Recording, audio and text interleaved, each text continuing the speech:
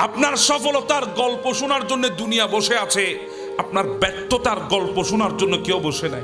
আপনার সফলতার গল্প বইয়ে তুলে ধরেছেন, টাকা দিয়ে কিনবে ওই বই মানুষ।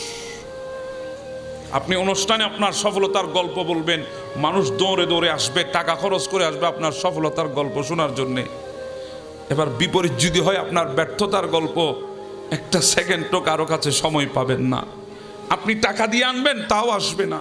কারণ সফলতার গল্প শুনতে সবাই পছন্দ করে, ব্যর্থতার গল্প শুনতে কেউ পছন্দ করে না।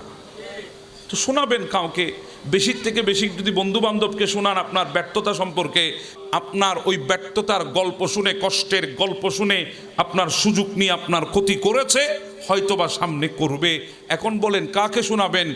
কাউকে শোনানোর দরকার নাই। ওই মালিকের দরবারে একটা সিজদা দিয়ে প্রত্যেকটা হৃদয়ের ব্যথাগুলো আপনি বলেন, প্রত্যেকটা হৃদয়ের কথাগুলো আপনি বলেন, প্রত্যেক